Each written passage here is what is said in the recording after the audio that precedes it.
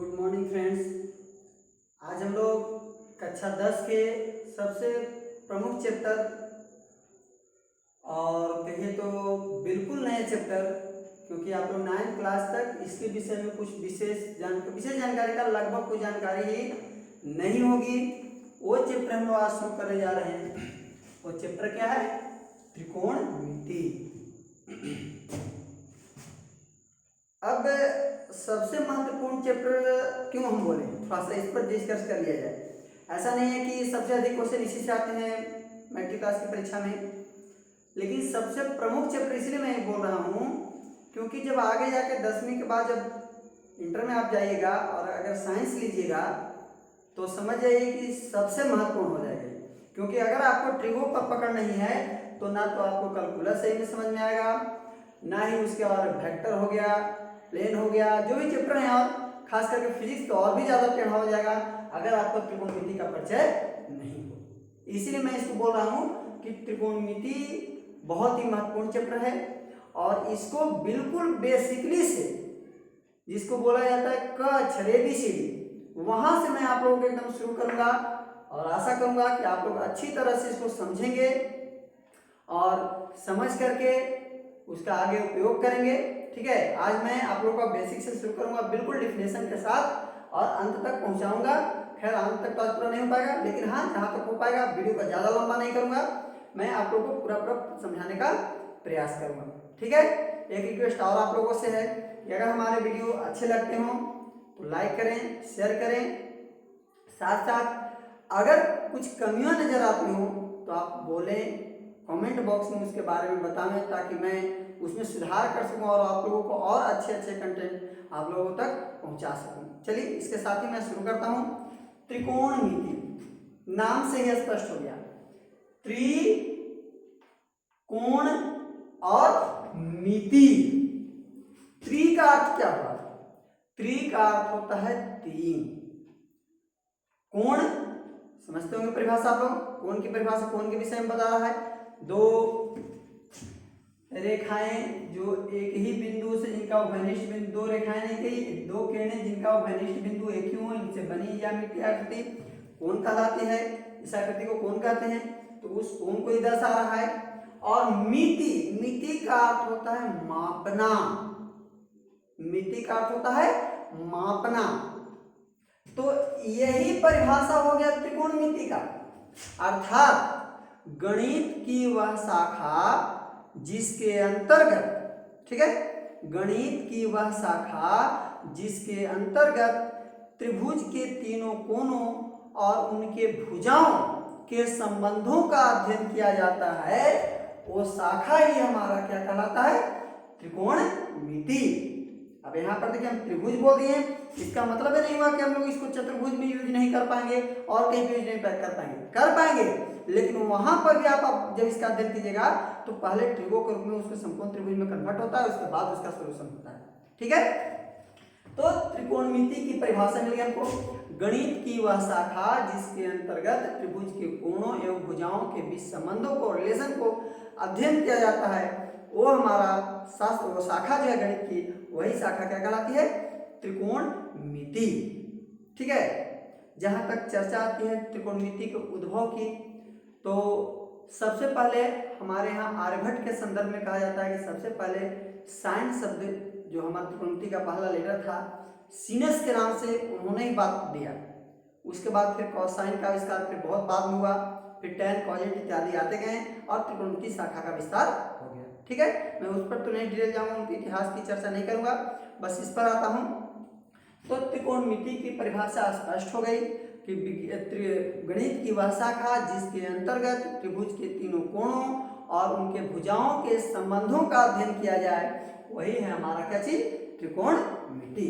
ठीक है, अब ध्यान रखिएगा त्रिकोणमिति के अंतर्गत जब भी हम लोग अध्ययन करते हैं तो सबसे पहले किसी भी या तो त्रिभुज या चतुर्भुज हो उसको एक समकोण त्रिभुज में कन्वर्ट कर देते हैं। ठीक है ना, अब ये हमारा समकोण त्रिभुज बन गया। समकोण त्रिभुज में एक कोण होता है 90 डिग्री का। चलिए इसका हम नामांकन कर लेते हैं। तो जब एक 90 हो गया तो त्रिभुज के तीनों कोणों का योग 180 डिग्री, तो बाकी दो कोण क्या होंगे? तो दो कोण न्यून कोण होंगे, क्योंकि एक समकोण हो गया, एक त्रिभुज में अधिक से अधिक कितने समकोण हो सकते हैं? एक से ज्यादा नहीं। तो जब एक समकोण बी हो गया तो बाकी जो सी और ए जो होंगे वो क्या होंगे? तो वो हमारे हो गए क्या जी? न्यून कोण। क्लियर है? एक समकोण त्रिभुज में 3 कोण, जिसमें एक अगर 90 डिग्री का है, बाकी दो न्यून कोण। 90 डिग्री के सामने वाली जो भुजा होती है उसको कर्ण कहा जाता है।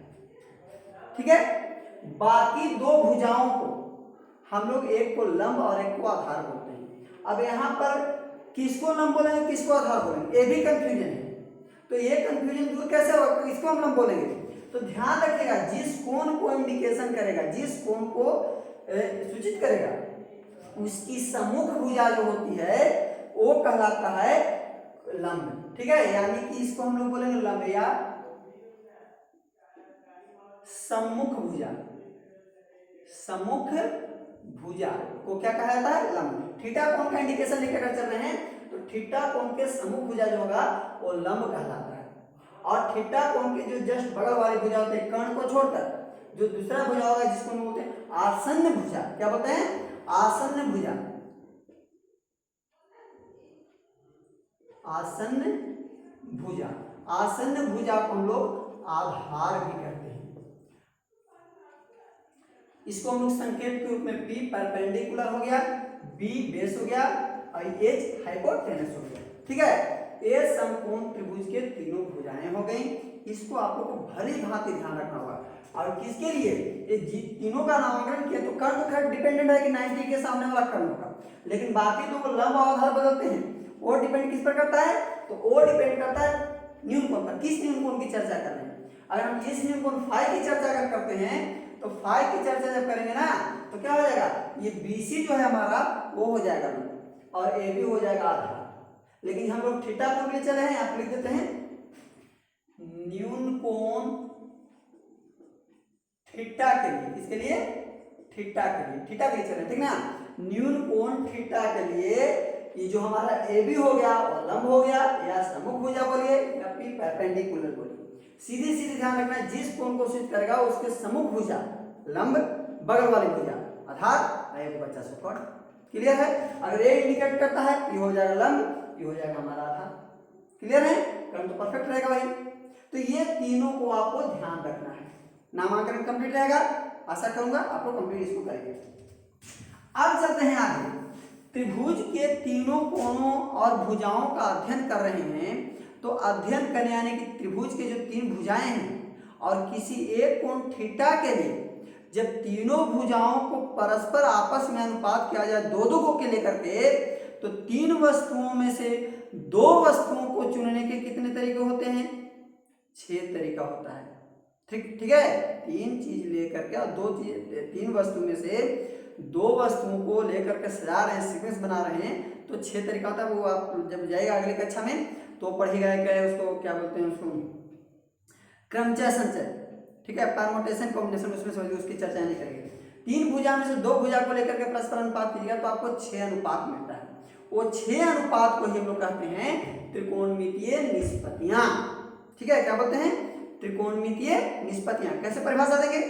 तो त्रिभुज के किन्हीं 2 भुजाओं के परस्पर अनुपात को ही हम लोग त्रिकोणमितीय निष्पत्तियां कहते हैं। परिभाषा ध्यान रहेगा। त्रिकोणमितीय निष्पत्ति किसको कहेंगे?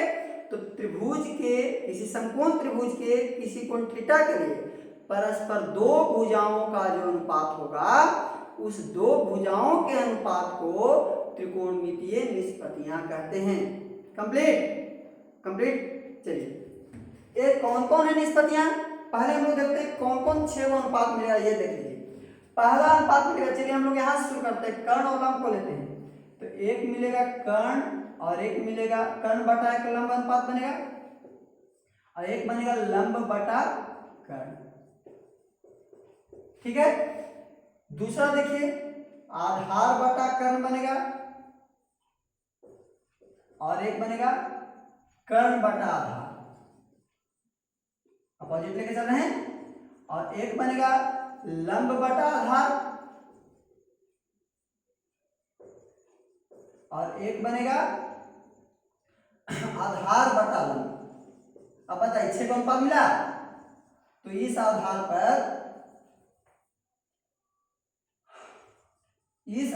पर हम कहेंगे कि त्रिकोणमितीय निष्पत्तियां कितनी होती है? 6। क्यों? क्योंकि हम परिभाषा आपको दिए कि किसी समकोण त्रिभुज के किसी न्यूनकोण थीटा के लिए किन्हीं दो भुजाओं का जो अनुपात होता है उसको हम लोग त्रिकोणमितीय निष्पत्तियों के रूप में परिभाषित करते हैं। और त्रिभुज के समकोण त्रिभुज के तीनों भुजाओं में दो भुजाओं का जब परस्पर अनुपात करते हैं तो हमको 6 अनुपात मिलता है। ये 6 अनुपात मिलता है और प्रत्येक अनुपात को हम लोग त्रिकोणमितीय निष्पत्तियां कहते हैं। तो कै निष्पत्तियां हो गया? 6 निष्पत्तियां। याद रहेगा? याद भी नहीं करना है, सीधा दिमाग लगाइए। 3 भुजा है, दो को लेकर अनुपात करेंगे, 6 का अनुपात मिल रहा है और उसी अनुपात को त्रिकोणमितीय निष्पत्तियां कहते हैं। तो कितने निष्पत्तियां हो जाएंगी? 6 निष्पत्तियां होंगी। क्लियर?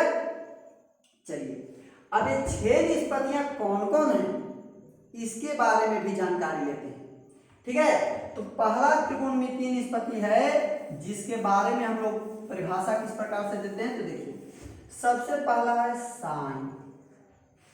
ठीक है, न्यूनकोण थीटा के लिए चल रहे हैं तो लिखेंगे साइन थीटा। क्योंकि देखिए साइन क्या है? केवल अनुपात है। जब तक इसमें कोणीय वैल्यू नहीं जुटेगा तो इसका कोई मान नहीं निकलेगा, किस कोण के लिए क्या है क्लियर नहीं होगा। इसीलिए यहाँ पर थीटा का रहना बिल्कुल जरूरी है। और एक चीज यहाँ पर साइन और थीटा लिखने का मतलब ये नहीं हुआ कि साइन और थीटा का गुणनफल, गुना नहीं है। क्यों नहीं है?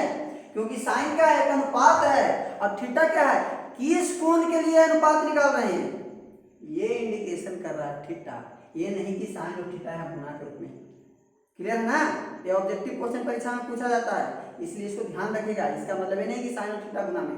ठीक है, चलिए तो सबसे पहला त्रिकोणमितीय निष्पत्तियां हो गया क्या? साइन। अब साइन की परिभाषा कैसे देंगे? तो किसी समकोण त्रिभुज में किसी न्यून कोण के लिए लंब और कर्ण का जो अनुपात होता है उस अनुपात को साइन कहा जाता है। क्या कहा जाता है? साइन। क्या परिभाषा दी है? तो किसी समकोण त्रिभुज में किसी न्यून कोण के लिए लंब और कर्ण का जो अनुपात होगा उसको हम लोग क्या बोलते हैं? साइन। तो न्यूनकोण थीटा के लिए चल रहे हैं तो साइन थीटा बराबर क्या फॉर्मूला निकल जाएगा?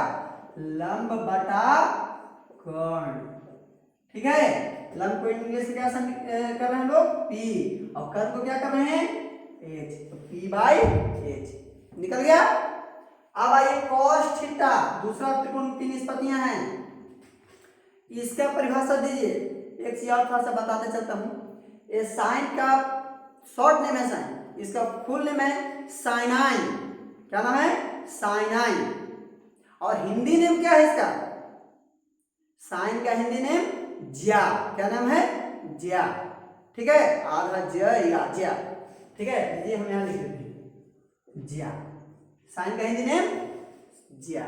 ठीक है, अब आइए कॉस थीटा। कॉस थीटा का डेफिनेशन कैसे देंगे? तो किसी समकोण त्रिभुज में किसी न्यून कोण के लिए आधार और कर्ण का जो अनुपात होगा उस अनुपात को हम लोग कहते हैं क्या चीज?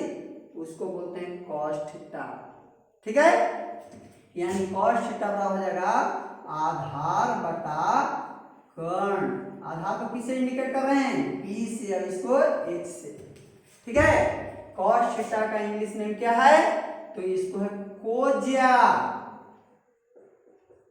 ठीक है, कोज्या हिंदी नेम इसका कोज्या है और पूरा नाम कॉसाइन। साइन का साइनाइन, कॉस का कॉसाइन, हिंदी नेम कोज्या। कॉस का, साइन का ज्या। तीसरी परिभाषा ये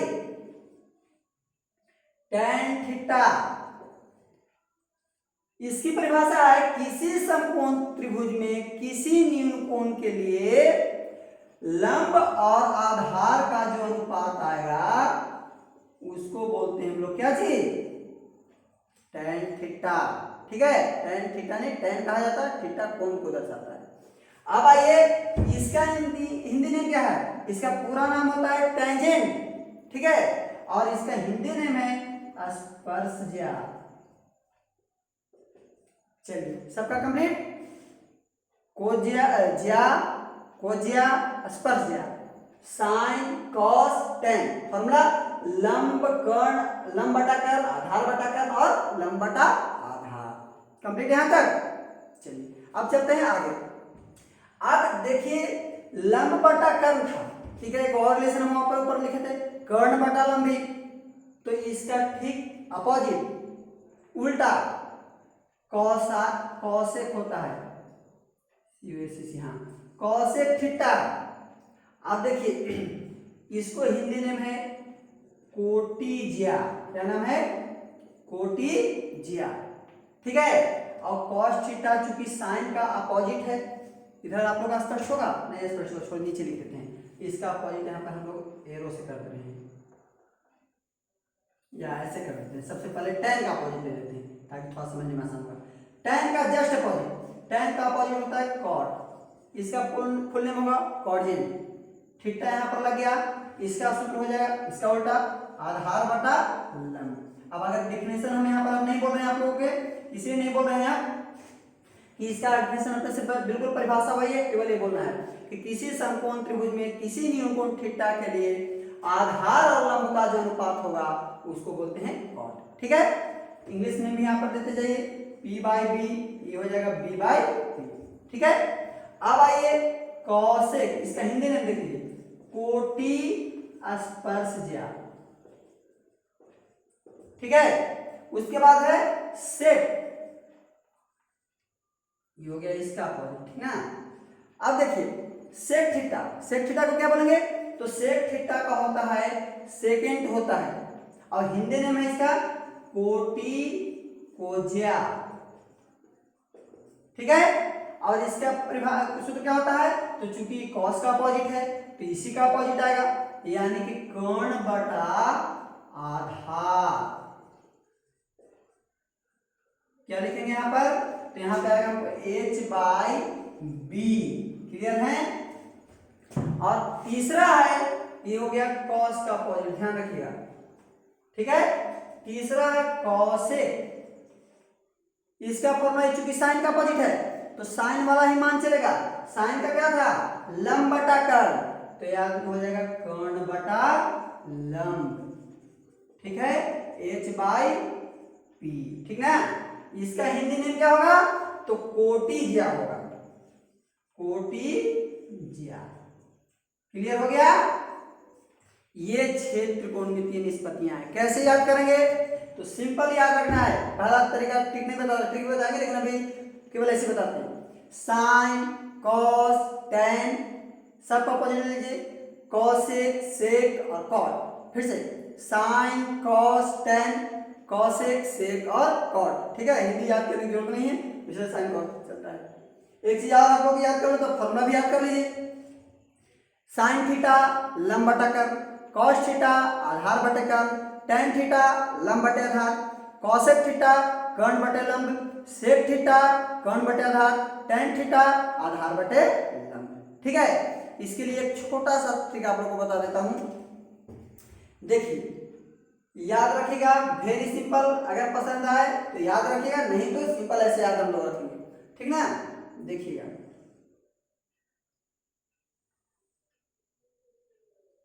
यहां आ जाएगा साइन, यहां कॉस और यहां टेन, नीचे है कॉसेक, यहां आ जाएगा सेक, ये हो जाएगा कॉट, यहां पे याद रखिए लाल बटे क का ल आ ल, लाल बटे क आ, क्या याद करना है, लाल बटे क का, साइन लंब बटा कर्ण, कॉस है कर्ण बटा लंब, हो गया। कॉस आधार बटे कर्ण, सेक कर्ण बटे आधार, टेन लंब बटे आधार, कॉट आधार बटे लंब, याद रखना सिंपल रहेगा। लाल बटा क का, ठीक है। इस तरीके से आपको याद रहेगा कंफर्म, नहीं भी तो इसे ध्यान रखना है, ठीक है। कोई जरूर ट्रिक पे हर चीज नहीं जाना चाहिए, लेकिन अगर नहीं ध्यान हो तो इसको रख सकते हैं समझने के लिए, ठीक है। ये आ गया आप लोगों का टोटल त्रिकोणमिति का बेस हमने बता दिया, ठीक है। अब इससे हम लोग स्टार्ट करते हैं, ऐसे तो प्रूफ करने की बात है, ये तो खैर डिफिनेशन से आप लोग का मान निकल गया। अब हम लोग चल रहे हैं कि कैसे प्रश्न इससे पूछते हैं और उसका सॉल्यूशन कैसे करेंगे, ठीक है। कुछ इस पर चर्चा हम लोग करेंगे। आप लोग इसको भले भांति देख लीजिए। अगर कोई चीज क्लियर नहीं हुआ होगा तो कमेंट करके या फोन करके आप हमको बता सकते हैं, मैं उसका सॉल्यूशन आप लोग को दूंगा। ठीक है, चलते हैं अब कुछ इस पर जो प्रश्न पूछते हैं उस प्रश्न को कैसे हल करेंगे। ठीक है,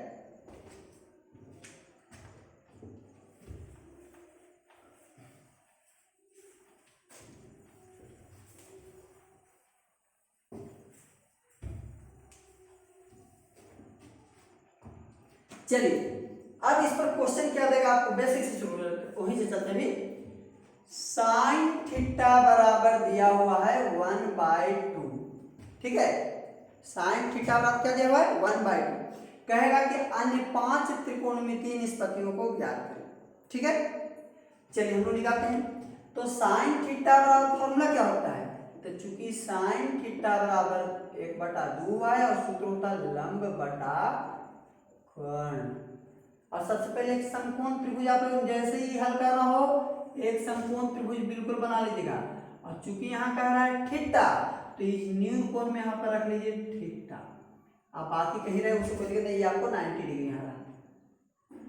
ठीक है, अभी थीटा हो गया, पी हो गया, पी का वैल्यू बी हो गया, अभी एच हो गया। ठीक है ना, समभुज लंब आधार और ठीक है। अब आइए लंब, लंब को हम लोग पी से सूचित कर रहे थे और इसको एच से, तो पी का वैल्यू कितना आ गया, पी बराबर आ गया के, क्योंकि चूंकि अनुपात में है डायरेक्ट 1 नहीं लिखेंगे, आंसर आ जाता है, लेकिन प्रोसेस गलत हो गया। वो कोई अनुपातिक राशि मान के मानते हैं, तो अनुपातिक राशि क्या मानते हैं, तो p बराबर 1 के लिखेंगे, क्या के 1 के लिखिए या के लिखिए। फिर h बराबर कितना हो जाएगा, कर्ण, कर्ण कितना 2 के कर लेते हैं।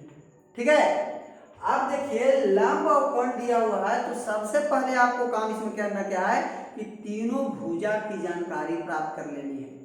तो 2 को तो पता है, तीसरा नहीं पता हमको, तीसरा कौन घट रहा है बताइए। तो P दिया है, H दिया है, तो B ना घट रहा है, तो अब B को हम लोग प्राप्त करेंगे, यानी कि आधार B बराबर, थोड़ा सा एक फॉर्मूला बताना था वो छूट गया।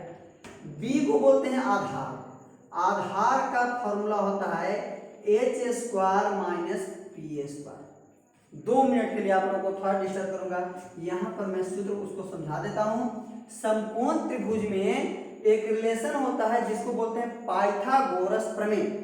तीनों भुजाओं में जो एक रिलेशन है उस रिलेशन को पाइथागोरस सबसे पहले बताए थे, हालांकि उससे भी पहले भारत में बौधायन बताए थे इस चीज को।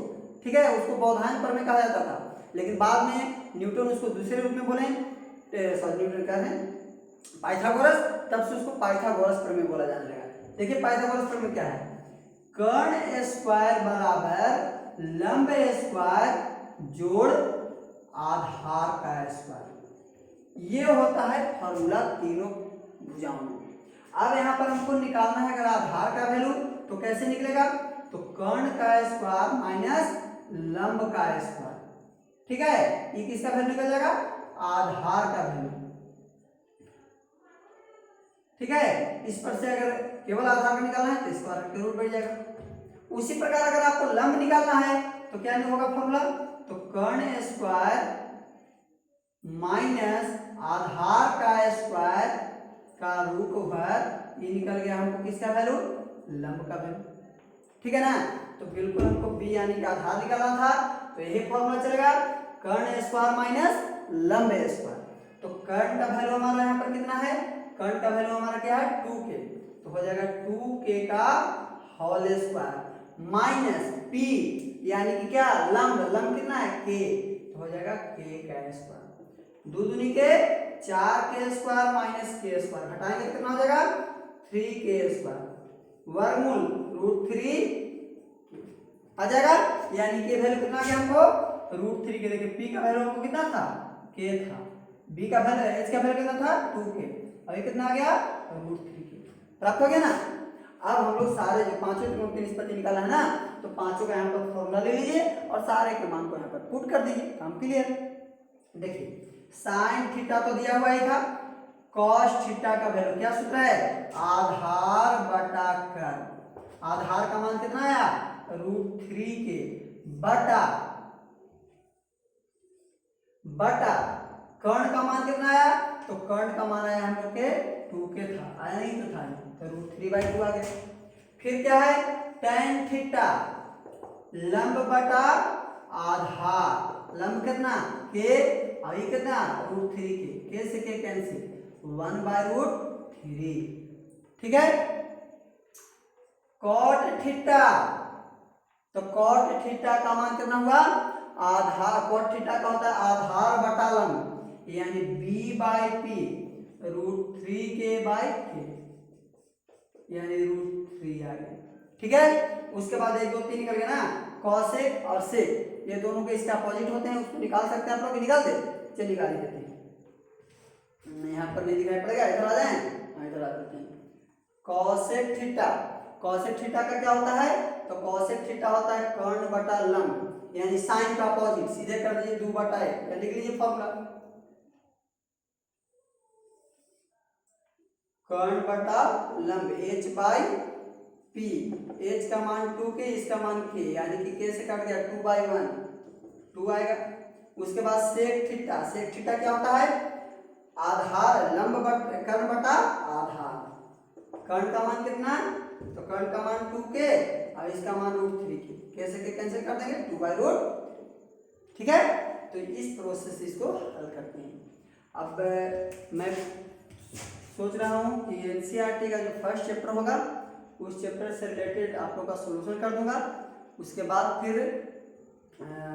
जो डिग्री के वैल्यू वाले मान होते हैं, जैसे 30 डिग्री का मान, 60 डिग्री का मान, 45 डिग्री का मान, सारा मान हम प्रूफ करके निकालेंगे और आप लोगों के सामने लाऊंगा। चलिए तब तक के लिए धन्यवाद, और अगर आप लोगों को पसंद आएगा तो लाइक शेयर करते रहिएगा, ठीक है। चलिए धन्यवाद।